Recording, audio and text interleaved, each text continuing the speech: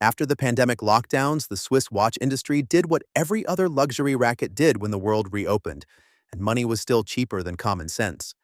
It got roaring high. Exports went vertical. Waiting lists stretched longer than a congressional ethics investigation. Secondary market prices for steel sports watches shot up like a congressman's blood pressure at a free lunch. Social media turned every new Submariner allocation into a religious experience, complete with trembling hands and testimonials. Brands that had spent decades insisting their steel watches were rarer than honest politicians suddenly started cranking them out like Detroit in 1955. For a brief, glorious moment, it looked like the good times would never end. They ended. Of course they ended. Good times always end, especially when they're built on the economic principle known as, let's pretend this thing is scarce while we make a whole lot more of it. Between 2021 and 2023, the Swiss watch industry posted record after record. Easy money, stimulus checks, remote work windfalls, and a global status arms race created the perfect conditions for a luxury binge.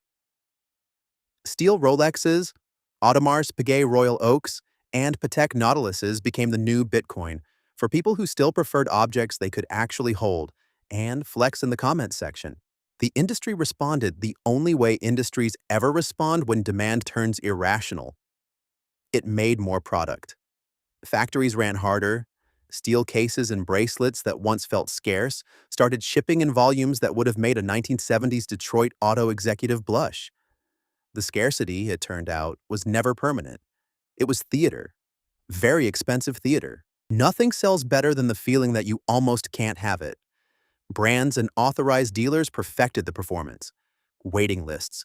Mysterious allocation systems that operated with all the transparency of a Vatican conclave. Influencers unboxing the latest delivery like they'd just received the Holy Grail and a Rolex in the same package. The message was clear. This is rare. This is special. This is an investment. Buy now or cry later. Then the easy money dried up. Interest rates rose. Chinese demand cooled. American consumers looked at their credit card statements and experienced a sudden, unpleasant attack of arithmetic. And the same steel boxes that had been treated like sacred relics started showing up on the secondary market in numbers that made the exclusivity look about as durable as a politician's campaign promise. You can only sell so many exclusive steel boxes before the exclusivity wears off like a bad plating job. By 2025, the numbers finally told the story the marketing departments had been hoping nobody would notice. Swiss watch exports fell 1.7% in value to roughly 25.6 billion Swiss francs. Units dropped harder, 4.8% to about 14.6 million watches. For the first time since the post-COVID recovery, employment in the Swiss watch industry actually declined. Roughly 835 jobs disappeared, a 1.3% drop. The industry had discovered the oldest lesson in economics. Supply eventually responds to high prices. When enough rare steel watches leave the factory, they stop being rare. Shocking, I know. Look past the icons and the picture gets clearer and less flattering. Plenty of perfectly respectable non-icon models from perfectly respectable brands started softening. Prices that once marched steadily upward began to stall or reverse. Only the deepest cultural hits, certain Patek references and a handful of Rolex sports models, continued to hold or gain ground. Everything else quietly digested a surplus of inventory like a man who ordered the tasting menu and is now regretting the third dessert course. This is the musical chairs of the watch market. The music plays, the premiums spin around the room, and everyone scrambles for the hot seat. Rolex sports models one year, Audemars Piguet the next, some obscure independent the year after that. Then the music stops. Suddenly, the chair you fought for is just another steel box, and the guy who sold it to you is already across the room eyeing the next round. Premiums come and go. Brands heat up and cool off. What was an investment last season is this season's mildly embarrassing wrist furniture. This is not the stock market. This is the watch marketplace where the dealers on New York's 47th Street are the true masters of the arbitrage.